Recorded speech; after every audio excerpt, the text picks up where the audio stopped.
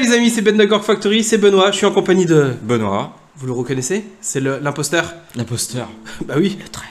C'est moi Benoît. Oh. On coupe. On reprend.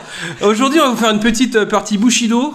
Oui. Donc pas de Bushiwoo comme vous vous rappelez non, la dernière pas fois. comme la dernière fois. Là cette fois on va faire un vrai Bushido. Ouais. Sérieux. Très sérieux. Simplifié un peu quand même. Simplifié? Non. Pas simple, c'est pas notre genre. C'est pas notre genre. On passe tout de suite à la présentation de la table, vous allez comprendre de quoi on parle. Concernant le scénario, petit scénario maison, comme vous savez, qu'on sait bien, on aime bien faire surtout. On aime bien. Je sais pas si on les fait bien, mais en tout cas nous on aime bien, ça nous fait bien triper. Donc on va jouer sur une table de 90 de côté, où il y a un gros bateau, donc les pirates de June ont entendu parler qu'il y avait une princesse qui était aux prises avec des démons. Donc ils sont venus libérer, en tout cas essayer de libérer la princesse que vous voyez là-bas. Petite princesse qui est aux mains avec deux Onichos. Donc vous avez reconnu la vague sauvage. Hein. Là nous avons un sorcier de la vague sauvage qui est en train de faire une incantation pour ouvrir un portail pour retourner dans leur monde démoniaque. Avec la princesse. Avec la princesse bien évidemment. Et notre objectif avec mes copains du Chio qui ont entendu parler aussi de cette histoire de princesse. Vous savez comment ils sont les samouraïs, hein. Il y a une princesse à sauver. Ils y vont. Ils y vont surtout que... qui dicte les gestes. Surtout qu'ils ont besoin de reprendre les bonnes grâces de l'empereur. On a été spoilé, c'est différent. Donc la table.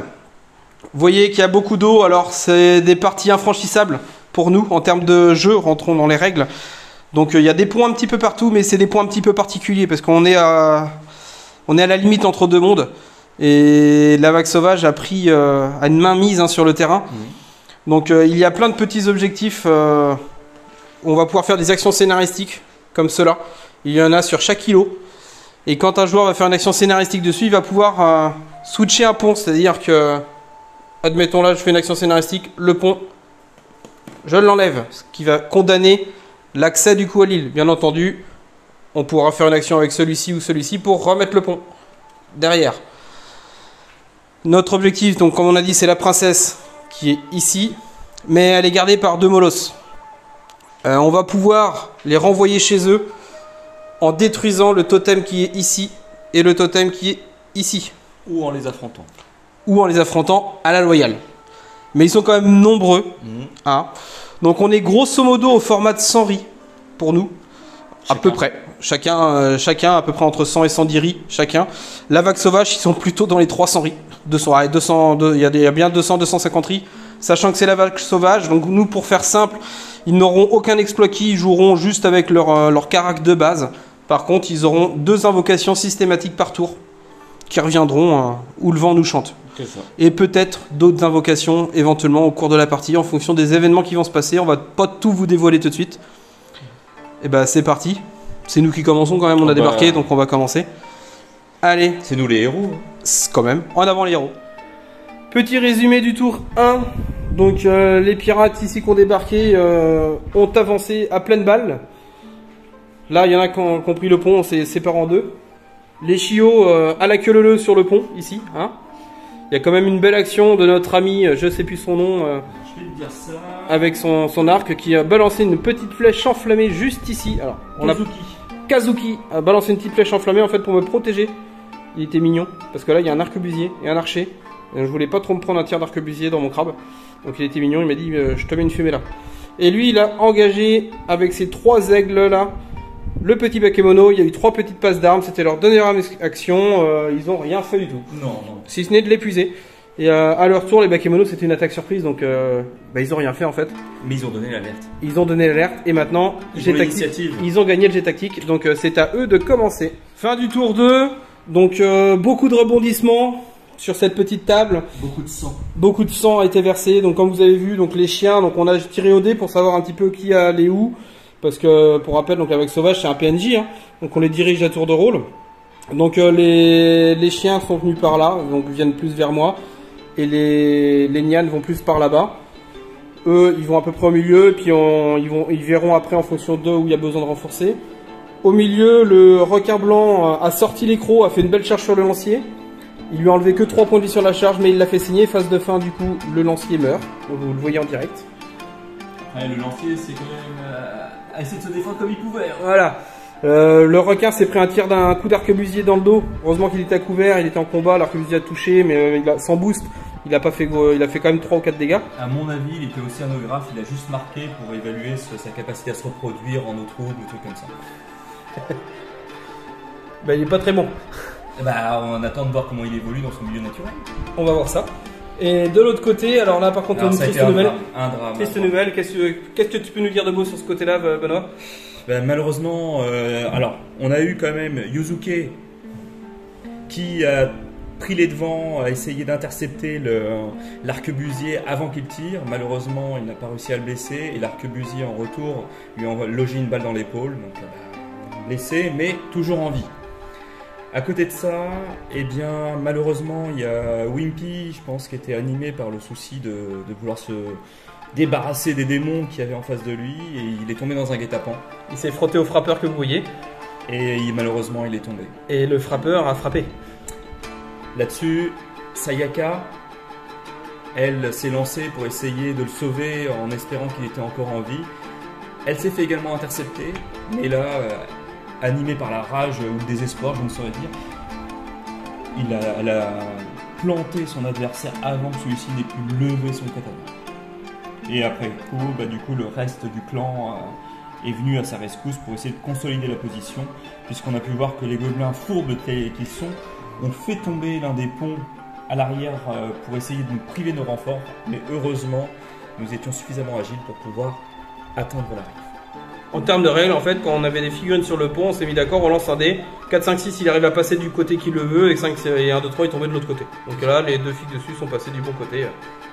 La chance en a décidé ainsi. Donc maintenant, le clan Shio n'a plus vengeance Takashi, mais vengeance Horde. Donc. Non, ça marche pas comme ça. Ah bon? Non. Pourtant, il y a une vengeance. Ouais, oui, mais non. Et ben, on va attaquer le tour 3. Fin du tour 3. Et c'est le drame. Clairement. Oh, c'est violent même. Le tour 3 a été assez violent pour tout le monde. Parce que toi, t'en as perdu un. Alors, ben moi j'ai perdu. Alors, tu l'avais perdu au tour d'avant, toi. Je l'avais perdu au tour d'avant, mais par contre, ils sont plutôt blessés, moi, dans l'ensemble. Par contre, t'as pris pas mal de blessures à droite à gauche. Ouais. Et moi, j'ai pas pris que des blessures. Alors, déjà, la première tristesse. Le requin blanc qui était ici a croqué Rincho. C'est facile. Il y avait mon petit harponneur là, qui se cache derrière la statue qui a fait saigner Rincho. Du coup, le requin, il passe avec le banzai en charge. Direct, action simple. Il bouffe Rincho. Il one-shot. C'était facile, il était déjà blessé, machin. Ensuite, il se place plein de petits combats par là-bas. Il y a pas mal de bakemonos qui ont été nettoyés.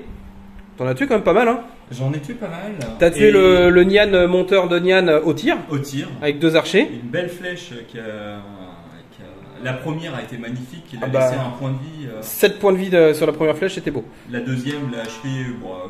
C'était facile. Grossièrement, je dirais. Grossièrement. Et ensuite, on a un requin blanc qui s'est dit miam miam. Ouais. Il y a un truc à manger là, qui était là. Donc il a fait une belle action. Alors, on s'est autorisé une petite action de saut, genre le requin qui plongeait quand même sur sa proie. Donc j'ai fait un petit défi de ki pour réussir mon action, pour savoir si je tombais pas à la baille. Il a sauté du pont pour sauter sur Kano qui était là, pour tout lui mettre dans la tronche. Et là c'est le drame, parce que le requin s'est complètement craqué. Et en face, il s'est pas craqué. Et Kano s'est pas craqué. Benoît qui a joué Kano du coup sur le coup, il a one shot mon requin. Qui est tristesse. J'ai perdu mon requin blanc alors que l'action était belle parce que en fait quand j'ai attaqué on était à la fin du tour 3 donc j'avais tous mes keys. J'avais pas encore utilisé de kappa donc j'avais claqué mon exploit key actif pour regagner une activation si je faisais des blessures. Donc j'ai engagé Rincho, j'ai fait des blessures, je me suis soigné, j'ai regagné un compteur d'activation. J'attaque Kano, activation d'après, je reclaque mon exploit pour si je le blesse, je regagne un compteur d'activation. Le but c'était qu'il enfonce les lignes, je devais tuer encore derrière un ou deux bakemonos faciles, tant que j'avais du ki quoi. Sauf que Kano il a dit autrement, il s'est pris un gros coup de massue, il s'est dit merde il m'a mordu le mollet le requin. Il lui a fendu le crâne en deux avec sa massue. Il a un Tetsubo dans les mains, hein, c'est l'arme des Minimoto. Ouais. Donc le requin, il est rentré à la maison. Et il est mort salement. Et là après nous avons le superbe samouraï des pirates, qui est très très fort, qui était, comme vous l'avez pu le voir, contre l'archer tout à l'heure, qui a enlevé un point de vie à un archer. Et là, il s'est dit, le requin tigre, il est dit, attends, je vais venir te protéger, je t'aide. Oui, c'est ça. Ne t'inquiète pas. Ne t'inquiète pas, papa. Le requin tigre, il est venu, il a sorti le katana. Un petit mouvement, bon. Geste fluide. Voilà, fluide, efficace, précis, propre, net. Il a coupé l'archer en deux.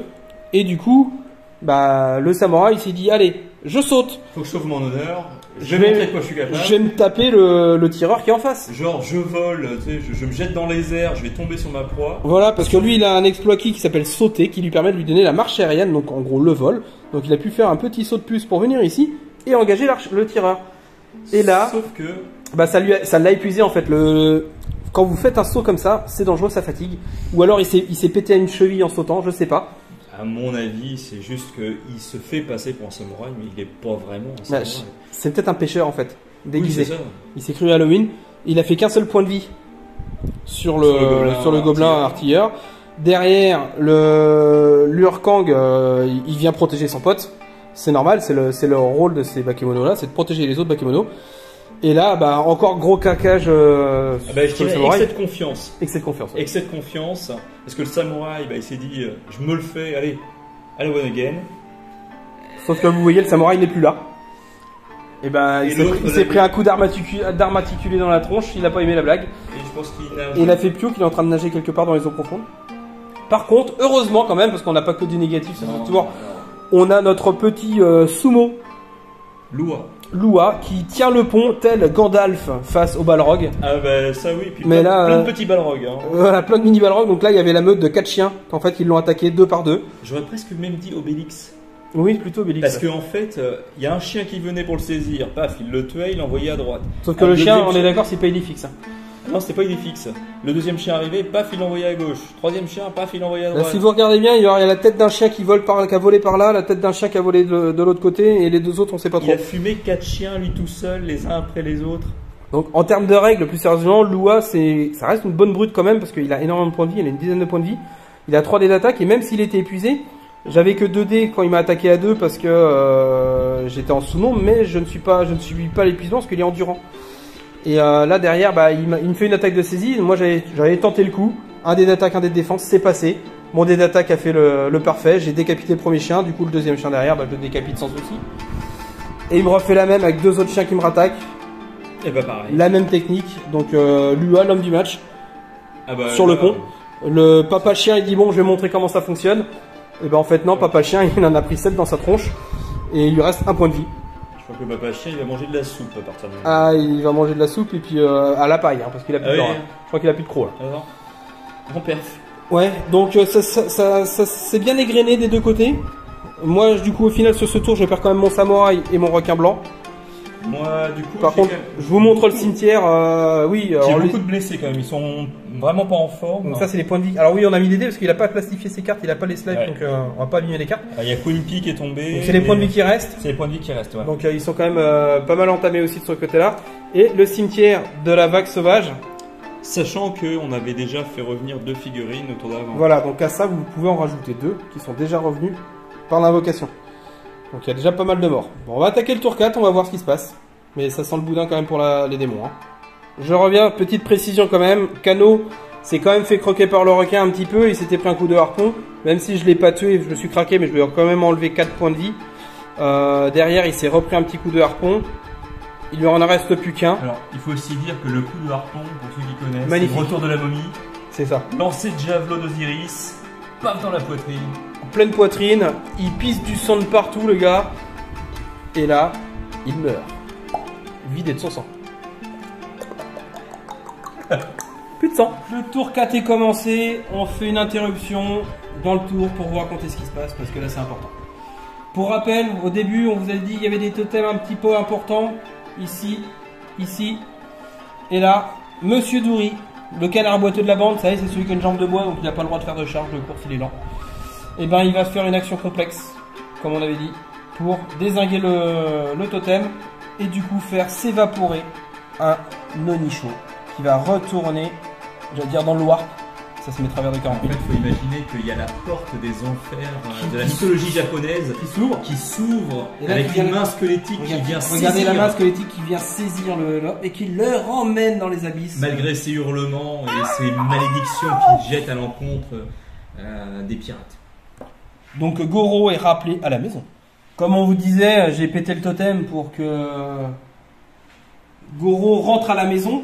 Sauf que c'était sans compter La gardienne, la gardienne qui était planquée dans les cieux en attente de protection, qui vient fondre sur sa cible, sur sa proie, pour protéger son territoire.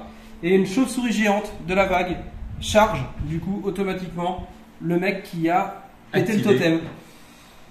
Donc Douri se fait engager et charger par une chauve-souris géante. Et là, c'est le drame. Fin du tour 4. La débandade continue. Là-bas, ça s'étiole de plus en plus au niveau des forces.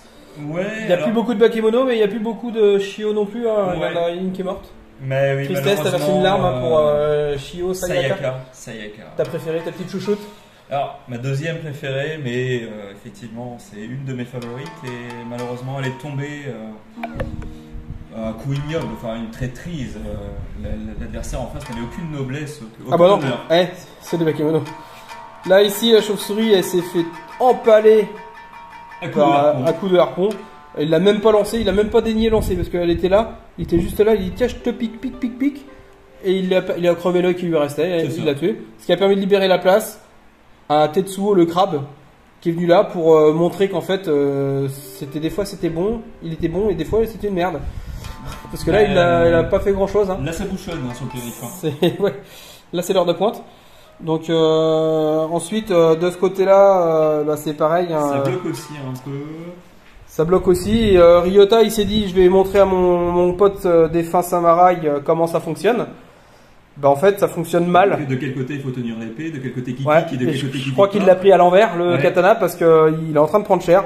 Il a même pas été foutu de buter un arquebusier Bakemono, sachant qu'il lui a fait peur quand même, mais il n'arrive pas à le tuer. Et il y a un copain qui est venu en renfort, et lui par contre, il lui met des tatanes dans la tronche. Donc là, Ryota, il lui reste plus qu'un point de vie. Sachant qu'il y a encore un frappeur qui arrive qui est intact. Notre petit Tony, le petit Boba, traîne par la couette la petite fée pour l'emmener au portail. Donc il s'en rapproche dangereusement. Ouais. Dans 2 tours, il va y être. Hein, parce qu'en fait, on a décidé que c'était une action complexe. Et il faisait un mouvement de 2 pouces. Parce qu'il la traîne par les cheveux. La qu'elle fée, elle a se beau être débat. légère, elle a beau avoir des gros bras. Elle se débat, elle a des petites ailes, elle bat de tout ce qu'elle peut faire. Donc, il lui envoie de la poussière de fée dans les yeux. voilà pour le déranger. Ouais.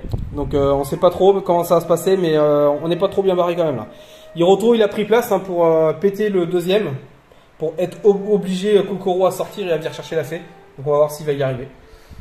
Et Allez, le poison qui est. ouais, Douri qui a perdu un petit point avec le poison là-bas.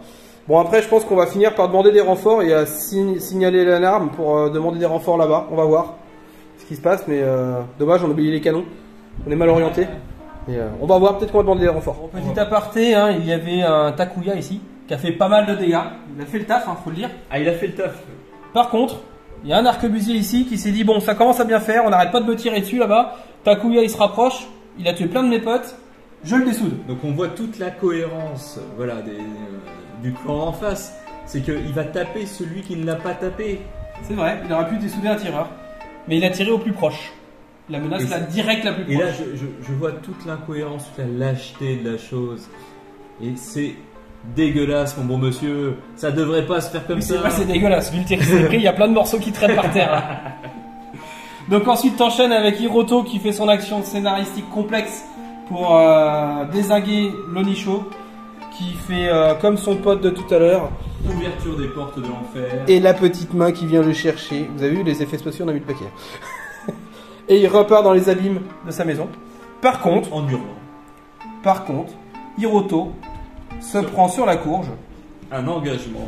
un engagement et une charge d'une petite chauve-souris qui était aux aguets là-haut et qui vient ah on attaque et qui l'engage du coup directement. Alors là c'est une chauve-souris montée et lui elle vient de tellement haut qu'il en perd l'équilibre. Donc, attends. C'est parti. Bon, la partie basson plein. Ah oui.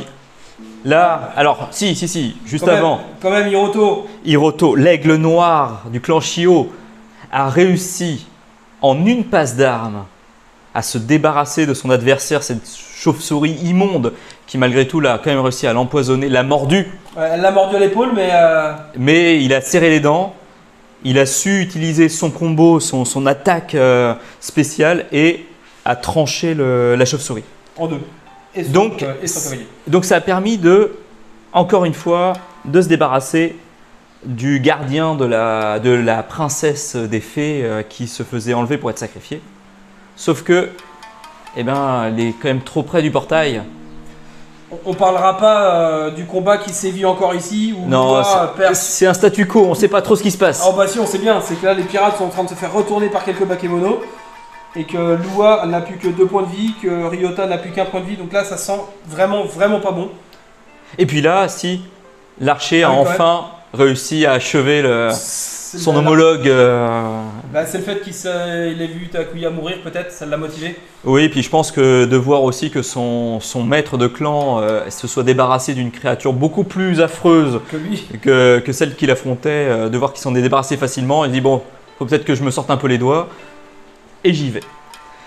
Sauf que voilà, la fée, voilà encore une fois, Et libéré. est libérée, mais malheureusement elle est trop proche du grand sorcier, je ne sais plus comment il s'appelle, Kokoro le moissonneur. de Kokoro le moissonneur, qui du coup, en juste un mouvement, va la saisir par les cheveux pour la traîner vers le portail afin de la sacrifier.